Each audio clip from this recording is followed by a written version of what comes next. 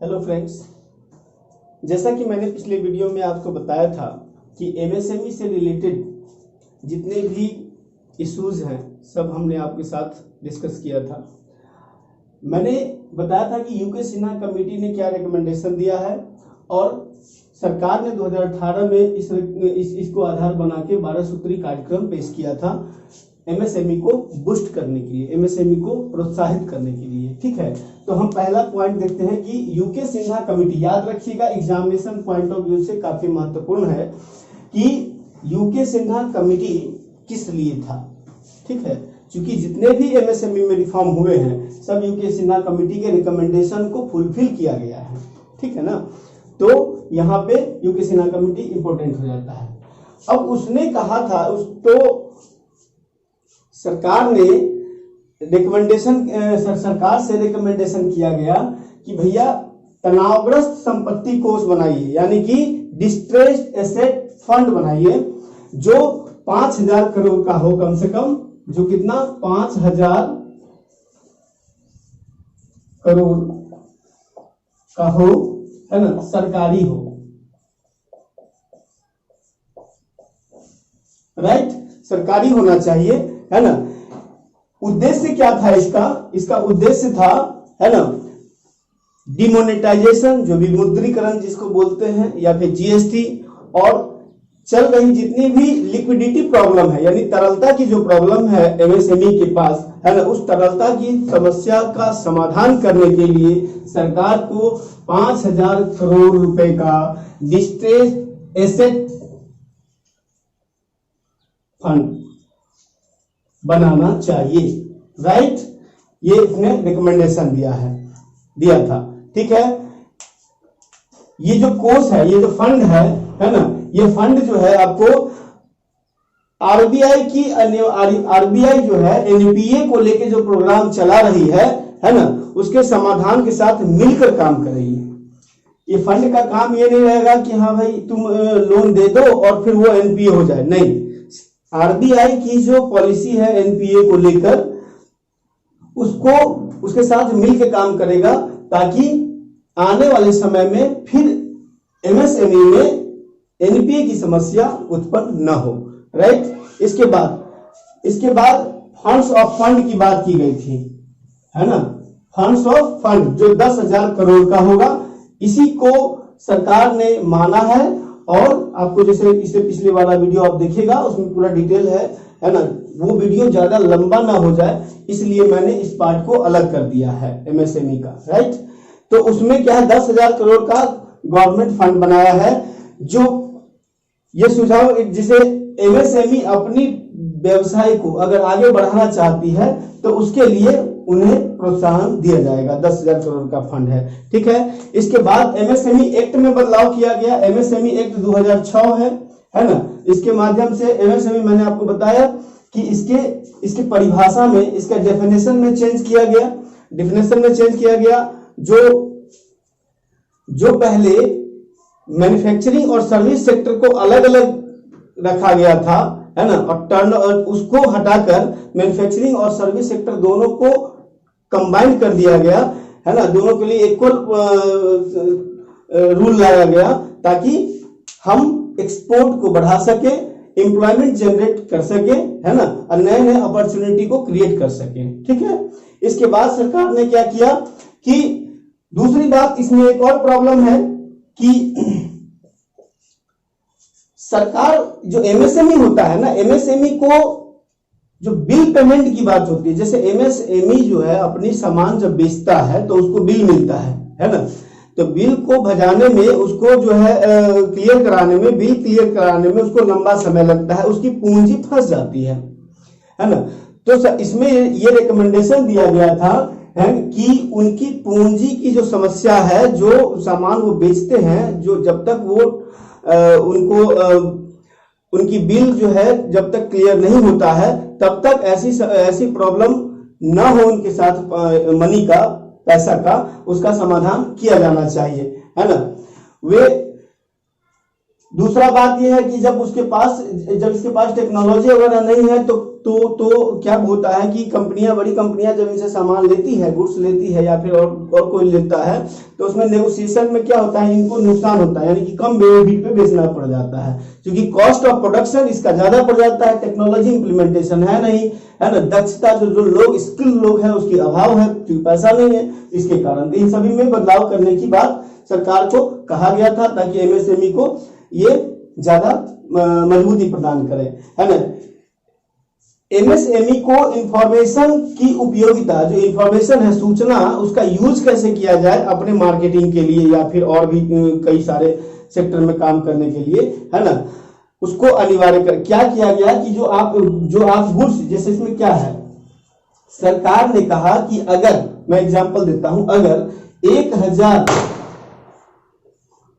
रुपए तक का सामान बेचते हैं तो उसके बिल को ऑनलाइन करना, यानी कि अपने प्लेटफॉर्म पे रखना कोई विशेष जरूरी नहीं है। मैं एग्जांपल दे रहा हूं, 1000 के बाद जितने भी गुड्स आप सेल करेंगे तो उसका बिल जो है आप अनिवार्य रूप से अपलोड करेंगे अपने उस चालान को, ठीक है। उससे क्या होगा कि चोरी रुकेगी, सरकार का जो भी प्लान है उसका टैक्स का, वो टैक्स जो है वो चोरी नहीं होगा और गवर्नमेंट को उसका बेनिफिट होगा।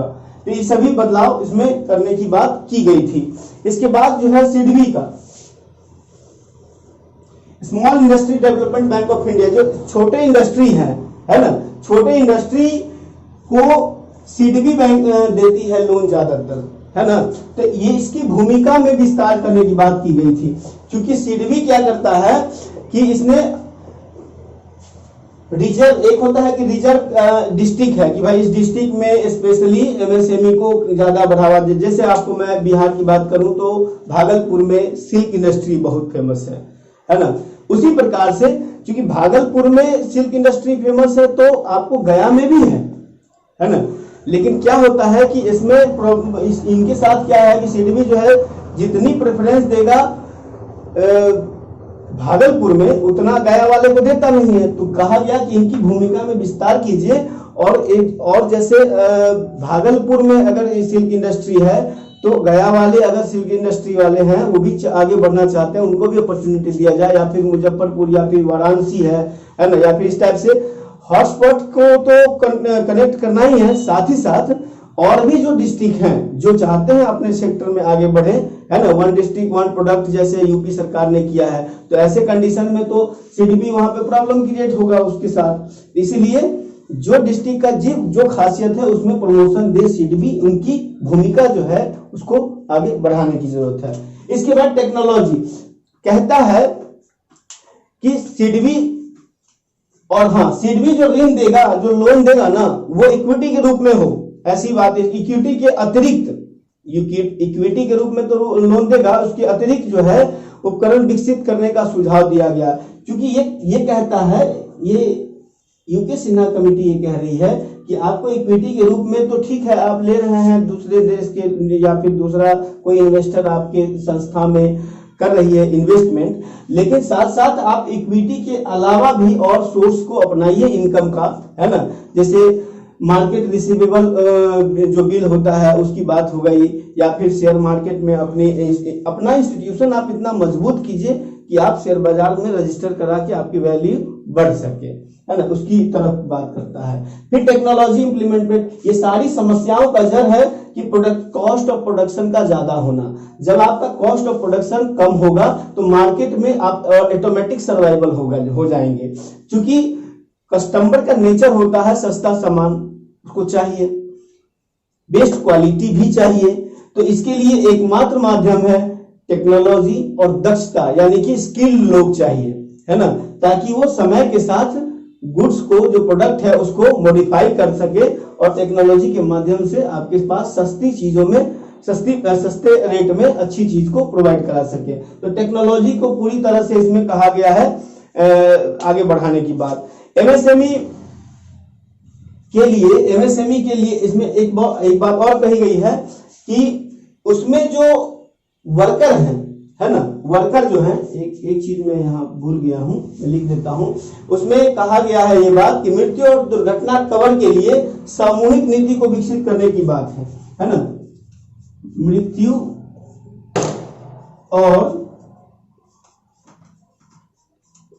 दुर्घटना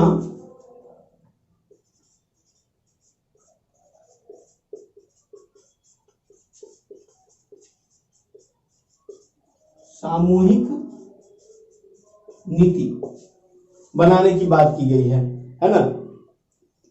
इसमें कहा गया है कि पीएम सुरक्षा बीमा योजना, है ना, जैसे इसमें ये कहा गया कि पीएम सुरक्षा बीमा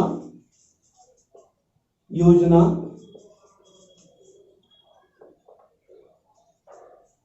पीएम सुरक्षा बीमा योजना, है ना, और पीएम जीवन ज्योति योजना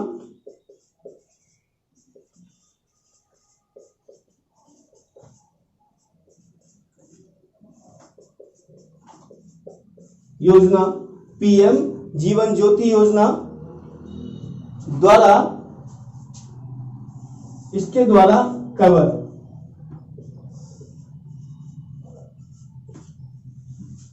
कहा गया कि मृत्यु और दुर्घटना के समय में जो आज के डेट में पूरी तरह से एमएसएमई का जो हेड होता है, जो उसका मालिक होता है, उसके ऊपर पूरी जिम्मेदारी दी जाती है। तो उसमें सरकार क्या करे, कंट्रीब्यूट करे। कंट्रीब्यूट मतलब क्या, उस लोगों को पीएम जीवन ज्योति योजना में शामिल कर लिया जाए या फिर पीएम सुरक्षा बीमा योजना के तहत उनको जो है सिक्योरिटी प्रदान की जाए, जिससे जो एमएसएमई का जो हेड है, जो मालिक है, उस पर ज्यादा लोड न पड़े और जो वर्कर है उनकी सिक्योरिटी, लाइफ सिक्योरिटी भी होनी चाहिए, इनको ध्यान में रखते हुए।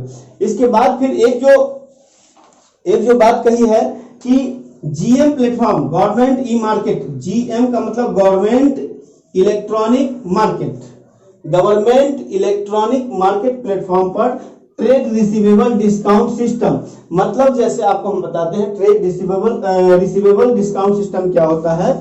जैसे आप अगर वस्तु खरीदते हैं, गुड्स खरीदते हैं, तो आपका कैश में बिल पेमेंट तो होता नहीं है, ऐसे छोड़ दीजिए इधर, वो लोग कैश में नहीं, वो लोग बिल में पेमेंट करते हैं। जो बिल दी जाती है उसको भजने में, उसको क्लियर होने में समय लगता है। तो तब तक तो क्या होगा, आपके पास पैसा नहीं आएगा, गुड्स चला गया तो यहाँ मशीन तो आप बंद करके नहीं रखेंगे ना। तो वो कहा गया कि उस बिल को बट्टे पे या फिर अपनी सुविधा के हिसाब से जो है वो मार्केट से उसको क्लियर करवा सकता है। ऐसी व्यवस्था को डेवलप करना चाहिए, किसके लिए, एमएसएमई के लिए भी, ताकि उसको कैश की प्रॉब्लम ना हो। उसके लिए इंफॉर्मेशन, इसके साथ ही सूचना में एकीकरण के में भी तेजी होना चाहिए। जो इंफॉर्मेशन है, इंफॉर्मेशन वो लोग जो है कभी कभी बहुत लैकलस्टर एटीट्यूड अपनाते हैं, ढीला ढाला रवैया होता है, इंफॉर्मेशन को जो है अपडेट नहीं करते हैं, ऐसे ही छोड़ दिए साल भर 2 साल। अभी भी आप किसी भी वेबसाइट पे जाएंगे एमएसएमई के, तो आपको करेंट जो उसका डेटा है वो नहीं मिलेगा। ये चीजें उसके लिए ही नुकसान होता है ना। दूसरी बात, सरकार को उसमें टैक्स वगैरह में काफी वो लोग प्रयास करता है बचाने का। तो वो चीजें, एक तो ट्रेड रिसीवेबल डिस्काउंट सिस्टम होना चाहिए कि अपनी जो बिल उसको मिलता है, उस बिल को जो है बट्टे पे या फिर जो भी प्रोसेस से है उसको अपना क्लियर कराए और उस पूंजी का वो अपनी रनिंग में वो ला सके। दूसरा बात है, इंफॉर्मेशन को एकत्रित कीजिए और उसमें अपडेशन जरूरी है, अपडेट करना होगा। आप जो है 2-2 साल तक इंफॉर्मेशन को गैदर करके अपने पास नहीं रख सकते हैं, उसको आप अपडेट करते रहिए। अब हम ये मेन जो यूके सिन्हा कमेटी है उसका रिकमेंडेशन था। अब हम बात करते हैं आपको 12 सूत्री कार्यक्रम। सरकार ने इस रिकमेंडेशन को ध्यान में रखते हुए 2018 ईस्वी में, है ना, 12 सूत्री कार्यक्रम लाया। अब चलते हैं 12 सूत्री कार्यक्रम में क्या क्या है उसके बारे में देखते हैं। 12 सूत्री कार्यक्रम में आप देखिएगा 2 नवंबर 2018 को प्रधानमंत्री के द्वारा इसकी घोषणा की गई। ये बहुत बड़ा रिफॉर्म माना जाता है एमएसएमई के सेक्टर में।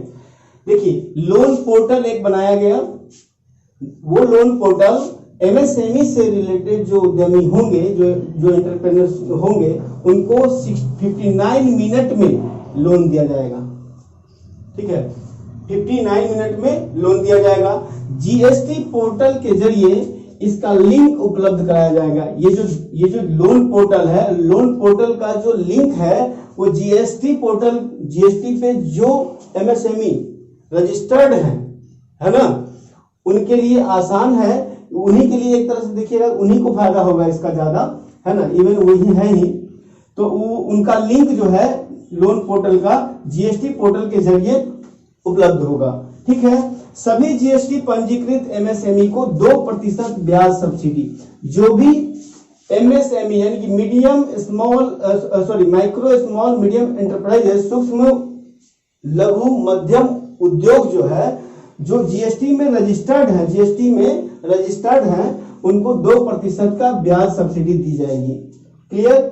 अच्छा, शिपमेंट से पूर्व और शिपमेंट के बाद की अवधि में लोन लेने वाले निर्यातकों को यानी एक्सपोर्टर को, है ना, ब्याज में छूट 3% से बढ़ा के 5%। शिपमेंट का मतलब ये हुआ कि ऐसे एमएसएमई है जो सामान को एक्सपोर्ट करते हैं बाहर, है ना, तो एक्सपोर्ट किए तो भाई पैसा आने में तो टाइम लगेगा ना, तो पैसा आने में टाइम लगेगा तो उसमें लोन की बात होता है। एक्सिम बैंक है जो इस प्रकार का लोन प्रोवाइड कराता है, तो उसमें जो इंटरेस्ट लगता है उस इंटरेस्ट में 3% के बदले अब 5% का एमएसएमई को सरकार सब्सिडी देगी, ब्याज सब्सिडी देगी।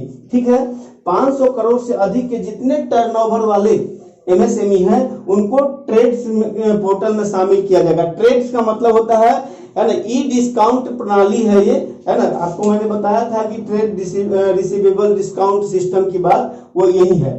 ट्रेड्स जिसे पूछ लेता है एग्जाम में कभी कभी क्या अक्सर पूछता है कि ट्रेड्स पोर्टल किससे रिलेटेड है, तो एमएसएमई से रिलेटेड है, ध्यान रखिएगा ये।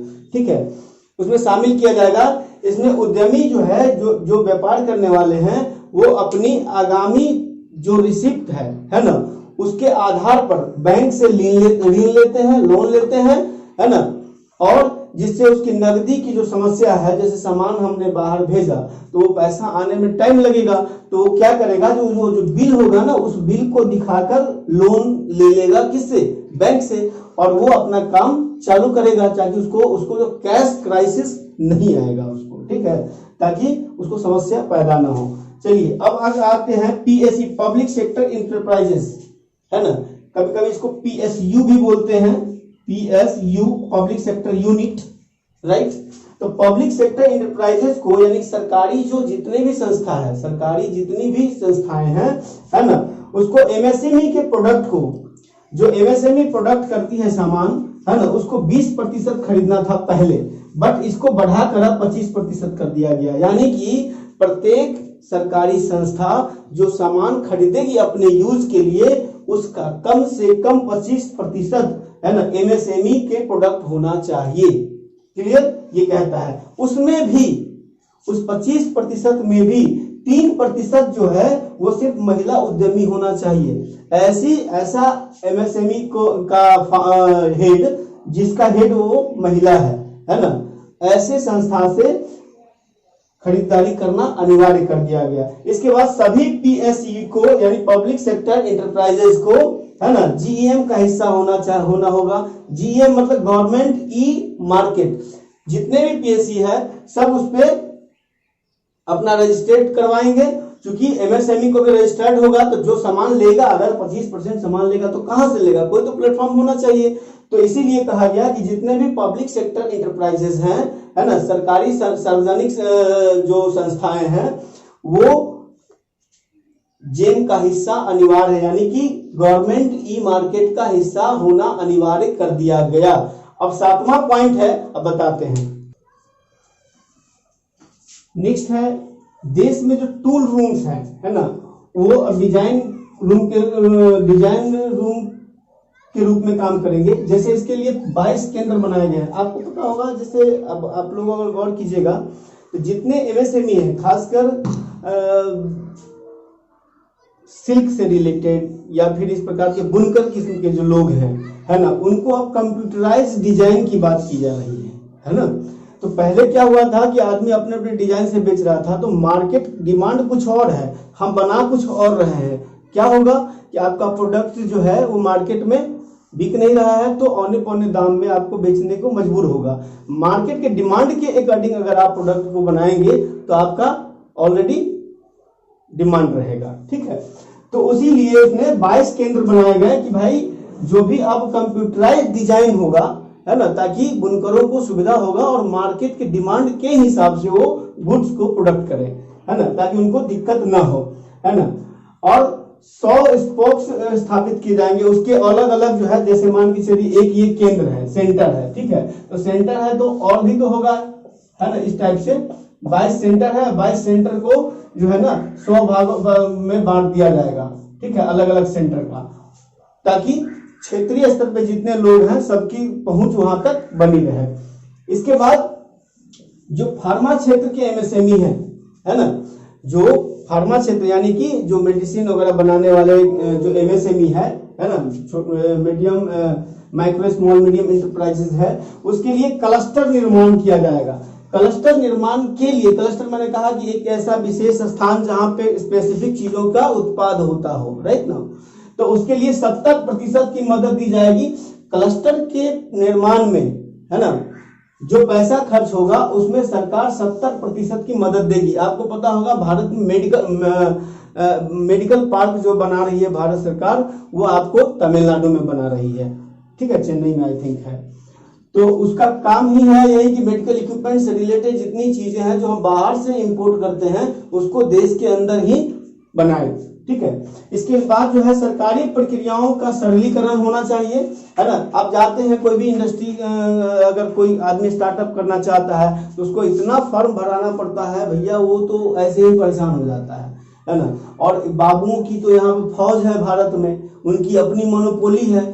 सत्ता में जब वो बैठ जाते हैं कुर्सी पे तो उनको लगता है कि मैं ही हूँ सर्वे सर्वा, है ना, अहम ब्रह्म जगत मिथ्या तो वो कंडीशन है। ऐसे कंडीशन में आपको कौन जो इंडस्ट्री खोलेगा, या फिर कौन आदमी बेचारा जो 1-1 रुपया चुन के जमा करके सोचता है कि मैं स्टार्टअप करूं, जाओ ब्लॉक में जाओ तो वो अलग पैसा मांगेगा, कितने फाइल होते हैं। जिला डिस्ट्रिक्ट जो उद्योग विभाग है उसके पास जाइएगा तो वो अलग नियम कानून बतियाएगा। तो इन सभी को कुछ कम करने का, पूरा तो नहीं, अभी भी लेंदी है लेकिन फिर भी काफी आसान बनाया गया है। इसमें क्या किया है कि 8 जो श्रम कानून है, लेबर लॉ है 8 उसको, और 10 केंद्रीय कानून जो सेंट्रल गवर्नमेंट का लॉ है उसको जो है अब एक ही रिटर्न फाइल में कर दिया गया है। इस नियमों को के अंतर्गत अब एक ही फाइल होगा जिसमें सभी चीजों के बारे में आपको इंफॉर्मेशन भर देना है एक फॉर्म पे। ये 8, 10, 18 कानून को एक फॉर्म में, इसके लिए क्या है 18 फॉर्म भरिए या फिर 5-10 फॉर्म भरिए, इस टाइप से होता था। अब क्या है कि भाई एक फॉर्म में सबको फुलफिल कर दीजिए, बात खत्म है, थोड़ा सा आसान बनाया है। इसके बाद जो निरीक्षण होता था, है ना, जो आपको उसका काम कर रहा है या फिर कोई टैक्स चोरी कर रहा है या फिर अपना उत्पाद को जो है कम बता रहा है, तो उसके निरीक्षण के लिए अब क्या होता था कि साहब बैठे हुए हैं ऑफिस में, तो वो कह दिए कि एक्साइज वाले देखते हैं कितना परेशान करता है। तो उससे बचने के लिए सरकार ने कहा कि भाई देखो, अब तुम अपने मर्जी से किसी विशेष एमएसएमई को परेशान नहीं करोगे, उसके लिए अलॉटमेंट करेगा कंप्यूटर आधारित। कंप्यूटर तय करेगा कि किसको कहाँ जाना है। जो साहब बैठे हुए हैं जो, या फिर और कोई आदमी है जो एक कोई अगर मान के चलिए रिश्वत मांगा, नहीं दिया, तो क्या करता है, अक्सर देखने को मिलता है कि उसको टॉर्चर की जाती है, उसको परेशान किया जाता है। तो इस परेशानी से बचने के लिए सरकार ने कहा है कि कौन जाएगा कहाँ पर निरीक्षण करने, है ना, ये आप तय नहीं करेंगे और आपका मन तय नहीं करेगा, ये तय करेगा कंप्यूटर। किसी को पता नहीं है, वो एक तय करेगा कंप्यूटर कि हाँ किसको कहाँ पे जाना है। तो इसमें क्या होगा कि जो बुरी भावना से या फिर किसी को प्रताड़ित करने की भावना से जो इस प्रकार के निरीक्षण किए जाते हैं उसमें कमी आएगी। चलिए, और साथ ही नए उद्योग, जो अगर कोई नया उद्योग खोलना चाहता है, नई इंडस्ट्री बैठाना चाहता है, उसको 2 क्लियरेंस मात्र देना पड़ेगा। एक पर्यावरण यानी एनवायरमेंट क्लियरेंस, और एक जो उसने इकाई स्थापित कर रहा है, जो यूनिट स्थापित कर रहा है, इंडस्ट्री स्थापित कर रहा है, उसका इंफॉर्मेशन उसको देना पड़ेगा कि भाई मैं फलाने जगह पे मैं अपना एक कारोबार शुरू कर रहा हूँ। उसके लिए इंफॉर्मेशन और प्लस वहाँ का एनवायरमेंट का इंफॉर्मेशन जो है वो मात्र 2 फॉर्म भरना पड़ेगा। इसके लिए वायु और जल प्रदूषण की क्लियरेंस को एक ही में शामिल कर दिया गया, समाविष्ट कर दिया गया, एकल अनुमति में समाविष्ट कर दिया गया। इसके लिए क्या था कि जल के लिए अलग फॉर्म भरिए और वायु प्रदूषण के लिए अलग फॉर्म भरिए। अब क्या होगा कि भाई दोनों को एक ही फॉर्म में समेट दिया, तो ये कमी आ गई थोड़ी सी, है ना। अब रिटर्न जो है ना, स्व प्रमाणित। अब आप जो है ना खुद से सेल्फ अटेस्टेड जो बोलते हैं ना, वही आप करके दे दीजिए, सरकार उसको मान लेगी। अब ज्यादा आपको परेशान करने की जरूरत नहीं है। अच्छा, कंपनी एक्ट जो है, कंपनी एक्ट दरअसल 1956 था, है ना, उसमें अमेंडमेंट हुआ है जो 2013 में। ये अक्सर होता रहता है, 14 में होता है, 15 में भी हुआ था, है ना। तो ये सब चीजें समय के साथ उसमें आसान किया जाता है सिस्टम को, है ना।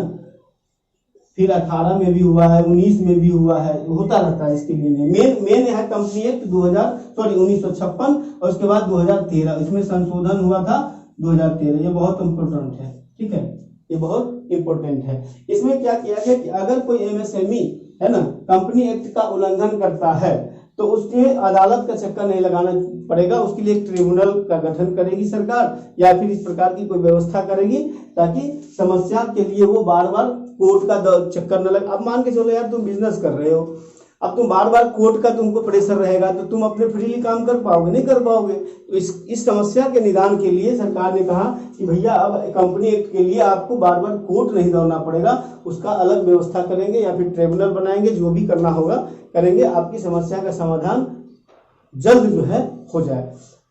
तो दोस्तों, एमएसएमई से रिलेटेड 12 सूत्री कार्यक्रम हो या फिर यूके सिन्हा कमेटी हो, मैंने इस वीडियो में कवर किया है। आप लोग इसको गौर से देखिए। जो काम करना चाहते हैं उनके लिए भी काफी रेलेवेंट है, और जो काम नहीं करना चाहते हैं, जो तैयारी कर रहे हैं किसी भी एग्जाम का, उनके लिए भी इम्पोर्टेंट है। दो चीजें मैं आपको एक बताना चाहता हूं। देखिए, इकोनॉमी सर्वे का रिपोर्ट है कि जितने भी स्टार्टअप खुल रहे हैं वो सारे के सारे कैपिटल के अभाव में बंद हो जा रहे हैं। दोस्तों, एक चीज ध्यान रखना पड़ेगा, अभी क्या हो रहा है कि हम एजुकेशन सिस्टम में डिग्रियां बांट रहे हैं और सरकार थोड़ा सा अभी प्रमोट कर रही है, तो वो डिग्री पाने वाला बंदा ये कहता है कि मैं लोन लेकर, है ना, अपना स्टार्टअप शुरू कर लूंगा। प्रॉब्लम ये होता है कि लोन तो आपने ले लिया, जैसे मैं आपको बता रहा हूं कि लोन तो आपने ले लिया, मानिए लोन ले लिया आपने 500 करोड़, सपोज दैट, इतना अलग नहीं, में 85 करोड़ मान के चलो, ठीक है। आपने स्टार्टअप खोल लिया, आपके पास अपना निजी कैपिटल नहीं है, आप पूरी तरह से लोन पर निर्भर है, या है भी तो बहुत कम है। देखो, हमारे बुजुर्ग लोग कहा करते थे कैपिटल 3 प्रकार के होना चाहिए।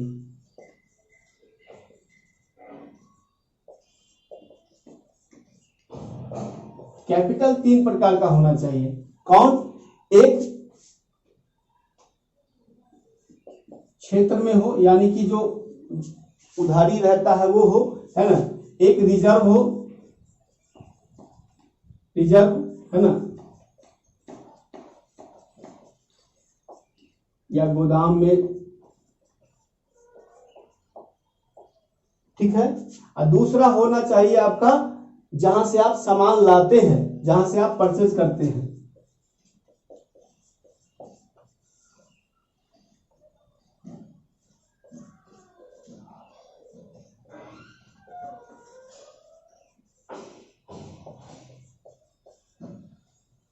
ये 3 कैपिटल होगा तभी आप सक्सेस एंटरप्रेन्योर बनेंगे। नहीं तो अगर आप पूर्णतः लोन पर डिपेंड करेंगे तो इसका 20% तो 20 या 30%, आज के डेट में जो कंपटीशन है, 30% आपका चला जाएगा कहाँ? 30 से 40% आपका चला जाएगा फील्ड में, जो क्षेत्र की बात कर रहे हैं। तो बचा कितना आपके पास?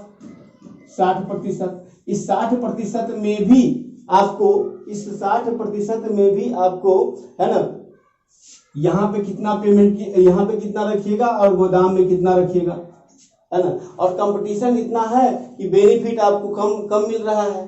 तो ऐसे कंडीशन में अनसक्सेस एंटरप्रेन्योर होने का, स्टार्टअप होने का सबसे बड़ा कारण यही है कि युवा क्या कर रहा है। एक तो डिग्री पाने का हमने मशीन खोला भारत में, डिग्री मिल गई, उसको लगा कि मुझे डिग्री मिला तो बैंक लोन दे देगी, चलो भाई, एक तो कितनी मशक्कत, मिलती नहीं है लेकिन मिल जाती है, फिर भी वो सबसे बड़ा रिस्क लेता है ना, बिना अपना कैपिटल हुए।